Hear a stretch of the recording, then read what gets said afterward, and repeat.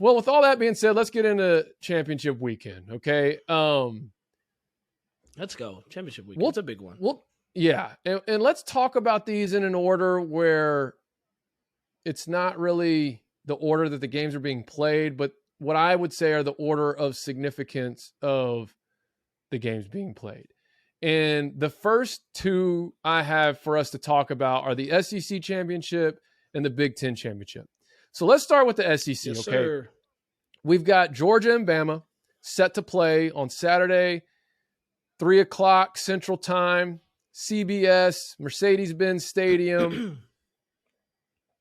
Does Alabama, it's crazy that I'm saying this, does Alabama have a chance against this Georgia team?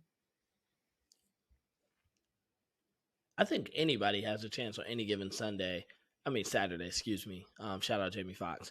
Willie Beeman. Willie Beeman. Here's the thing that throws me off about Bama, Trey, is on one weekend, they can look like the Bama of old. They can look like, man, they're about to run you out of the gym. But then on another week, man, you get the Bama we've seen over the like Arkansas, you guys took them to the wire. The upset you called all year, Auburn took them to the wire. I just, I got to go off the fruit you're giving me. And the fruit that's been given to me is Georgia's unbeatable. Like, no one can beat Georgia. The defense is stingy. The offense is sneaky explosive.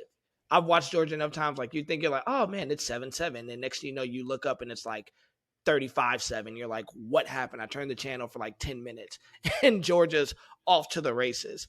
I just have to go off what I've been seeing all year. I don't think anybody can beat Georgia this year. You tweeted it. This might be the best college football defense we've seen, even better than I think you said the 0-1 Miami Hurricanes. Mm-hmm. They're unreal. The only thing that keeps them in the game is Bryce Young. The kid is unreal at quarterback, man.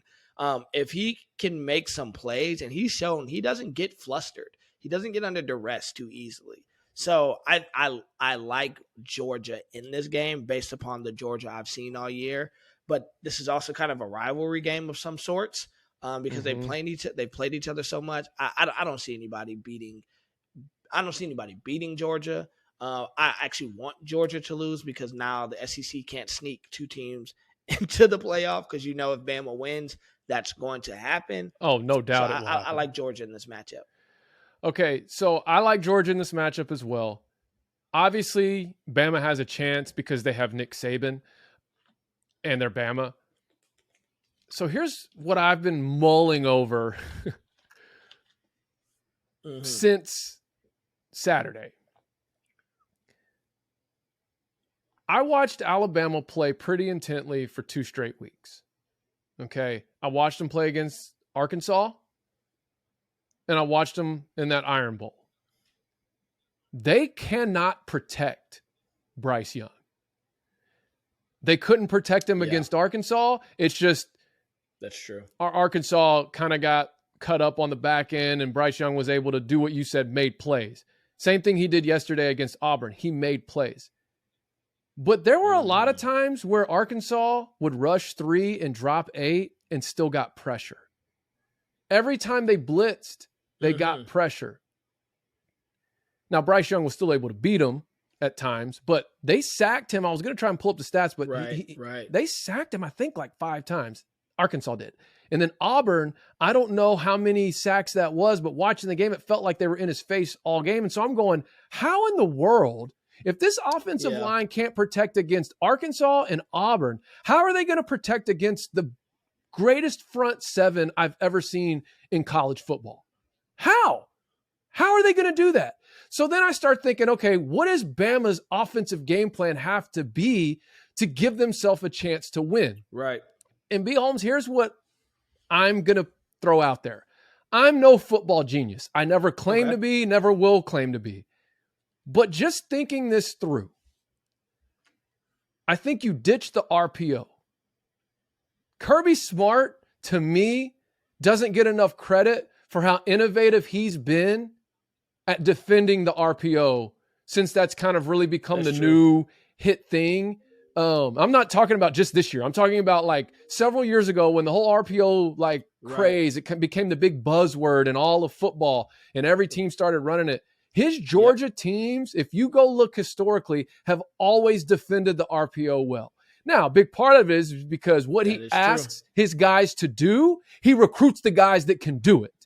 So don't get me wrong. It's kind of like running a certain press in basketball. Like if I had a dude I could put back here and play center field and then just face guard everybody, you dang right, that's what I'm going to do. Like what he asks the guys to do is extremely difficult to do, but he recruits the players that can do it. So before I sound off on any of that, I wonder if Bama kind of ditches the RPO and runs more sprint out type plays with Bryce Young, who does have legs. Don't get me wrong. I'm not saying he's Lamar Jackson, but he does have legs and he can throw on the run. But let's get that big old boy in the middle moving laterally. Let me spend my whole first half running sprint out plays to the left and right. And I'm getting that front for Georgia moving laterally for a whole half of football. I'm trying to take away their legs. I'm trying to gas them out to where then in the second half, I can get back to playing my Bama brand of football, not because my guy's better than your guys, but because my guy is not as fatigued as your guy. And so I'm just curious if maybe that's an approach that could be effective against this defense, because I'm sitting here going, they're not going to block them. Like I guess you max, I just don't see it happening. But I know Bryce Young, like you said, he's a playmaker. He's a gamer. He can throw on the run, as he's shown the last 2 weeks when he's running for his life. So how about instead of having him run this RPO that kind of delays things and gives time for everything to break down, let's just sprint them out. Let's make these guys run sideline to sideline for a whole half of football. So I don't know. We'll see what happens. I still think Georgia wins by multiple possessions, mind you. I don't think that, for the first time in a long time. Go ahead.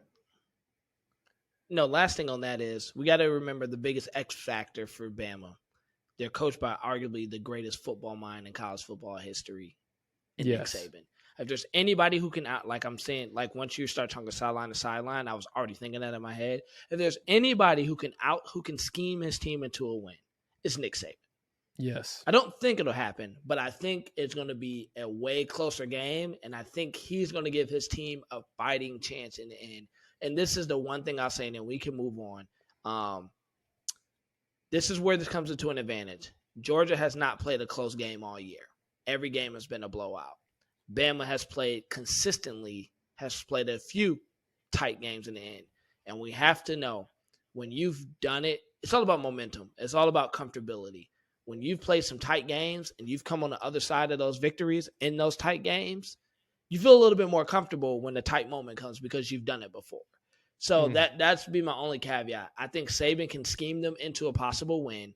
And if the game is tight, Bryce Young has proven he has the cojones to will that team through. He's a gamer enough to say, put the ball in my hands, one last possession, I can make some magic happen.